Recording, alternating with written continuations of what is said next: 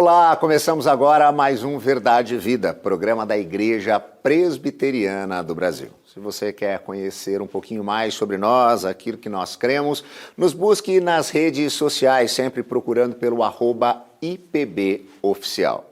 No nosso programa de hoje teremos a temática Você é a Morada de Deus. Acompanhe essa mensagem com o reverendo Hernandes Dias Lopes.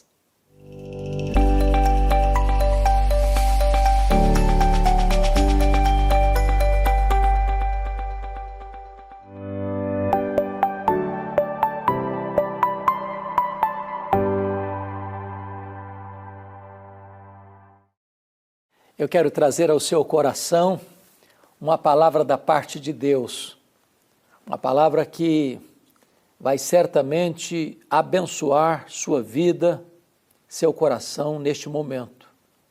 E a palavra é esta: você é a morada de Deus. Eu vou basear esta mensagem em Êxodo capítulo 25, versículo 8. Vamos ouvir a leitura deste texto. E me farão um santuário para que eu possa habitar no meio deles. A verdade que acabamos de ouvir é revolucionária. Ela pode mudar completamente a sua história, a sua vida.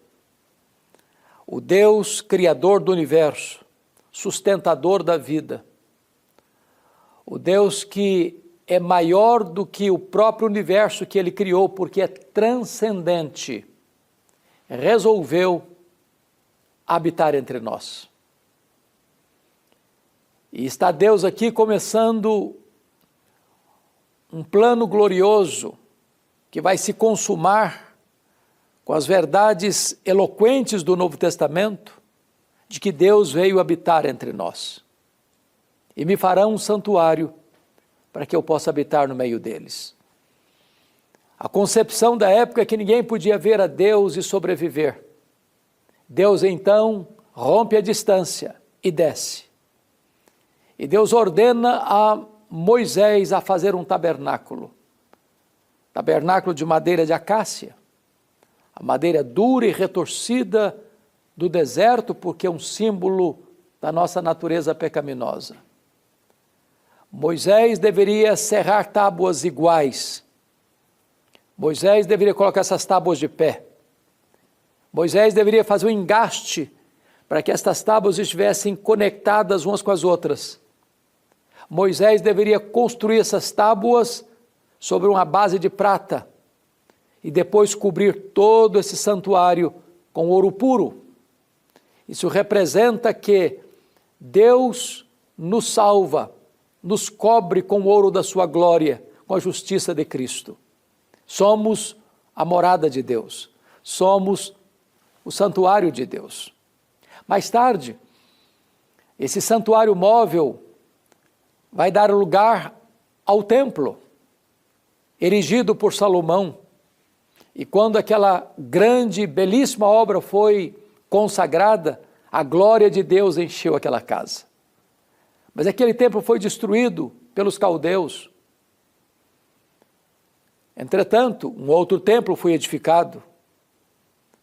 Mas a Bíblia diz que a glória do segundo templo seria maior do que a glória do primeiro templo, porque no segundo templo é que o Jesus, o Filho de Deus, entrou.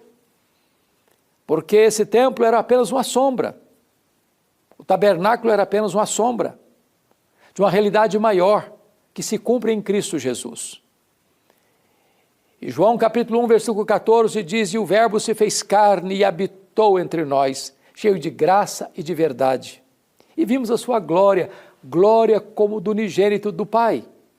Agora o próprio Deus desce, aquele que nem os céus dos céus pode contê-lo, que é transcendente, esvaziou-se a si mesmo, tornando-se um zigoto, um embrião, um feto, um bebê, que nasceu de uma virgem, foi enfaixado em panos e deitado em uma manjedoura. É o Deus Emanuel, é o Deus que vestiu pele humana, que calçou as sandálias da humildade, que pisou o nosso chão, que comeu o nosso pão, que bebeu a nossa água, que chorou a nossa lágrima, que sentiu a nossa dor, que levou sobre o seu corpo no madeiro os nossos pecados, que morreu, que ressuscitou e voltou para o céu e derramou o Espírito Santo. Agora diz a Bíblia que o Espírito Santo habita em nós, que você e eu somos o santuário do Espírito Santo, o templo do Espírito Santo.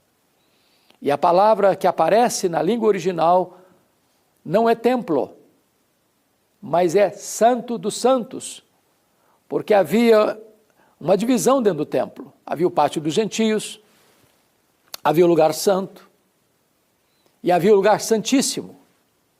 No lugar santíssimo, só o sumo sacerdote podia entrar uma vez por ano, onde estava a Arca da Aliança, onde fazia expiação pelos seus pecados e pelos pecados do povo. E ali que a glória de Deus vinha, a Shekinah de Deus aparecia. Quando a Bíblia diz que você e eu somos o templo do Espírito Santo, a Bíblia está dizendo que o nosso corpo é o santo dos santos, onde a glória de Deus se manifesta. Que verdade bendita, que verdade gloriosa. Nós somos morada de Deus. Você é morada de Deus. Bom, isso tem implicações importantes, porque Paulo, escrevendo aos Efésios, vai nos informar que nós somos o templo do Deus Pai, o templo do Deus Filho, o templo do Deus Espírito Santo. No capítulo 1 de Efésios, diz que nós somos, que Cristo, a segunda pessoa da Trindade, habita plenamente em nós. No capítulo 3, nós somos tomados de toda a plenitude de Deus, o Pai.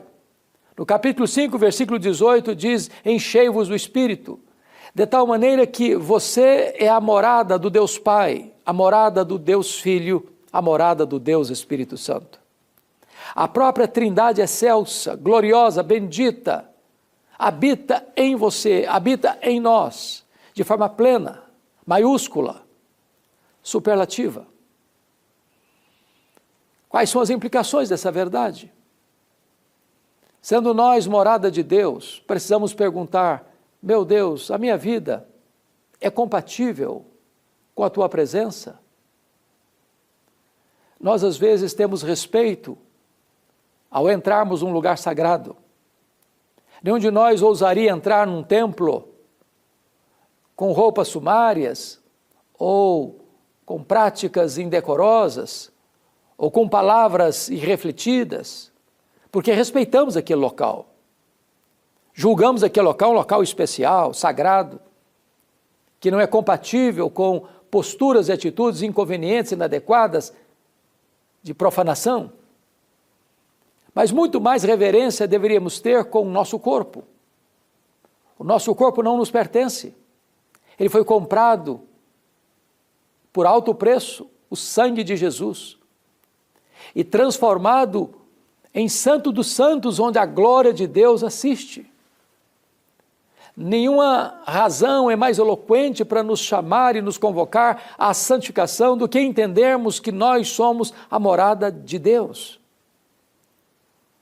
Se somos morada de Deus, e somos, é preciso perguntar: eu tenho honrado esse santuário?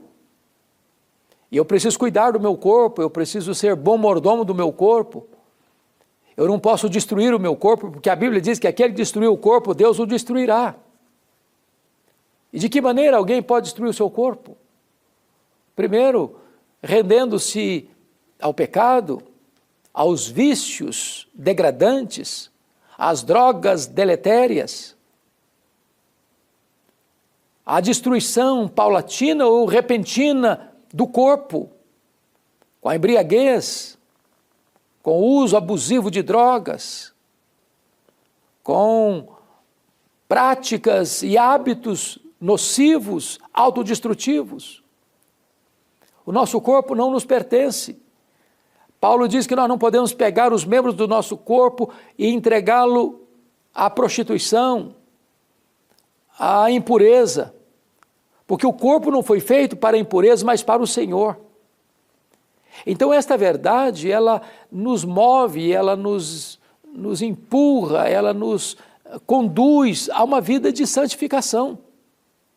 Por entender que Deus não habitaria num ambiente poluído, num ambiente corrompido, num ambiente profanado, num ambiente em que nós consagramos o nosso corpo ao pecado e não à santificação.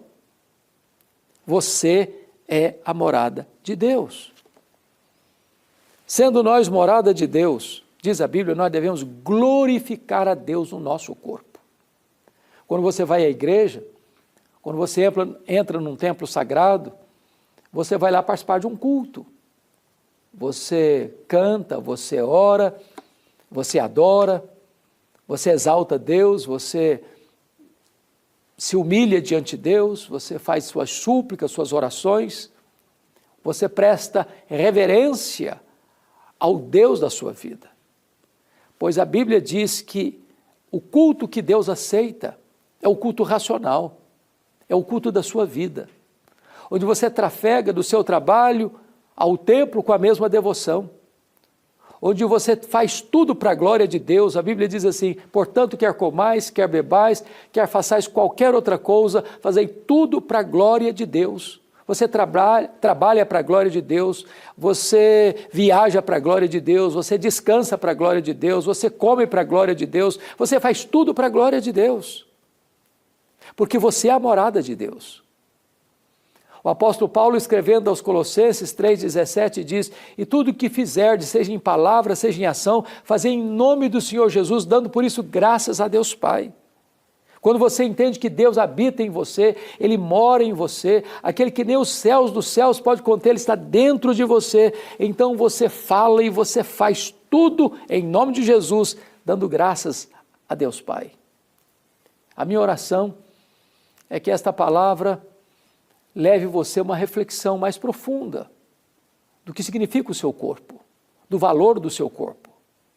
Como Deus comprou o seu corpo com o sangue do seu Filho, para fazer de você morada dele, e que você agora possa viver a sua vida para glorificar esse Deus e torná-lo conhecido através do seu corpo. Que Deus abençoe muito a sua vida, que Deus enche o seu coração de santo temor, de exultante alegria ao mesmo tempo, para que você possa viver na presença de Deus e para a glória de Deus. Eu vou orar com você. Querido Deus, nossa gratidão pela Tua palavra, nossa gratidão por esta verdade magna, sublime, bendita e gloriosa, exposta na Tua palavra, que nós somos a Tua morada. Dá-nos consciência disto, dá-nos alegria de termos o privilégio de termos o Senhor habitando em nosso coração. Te adoramos por isso e louvamos o Teu nome na pessoa de Jesus, o nosso glorioso Redentor. Amém.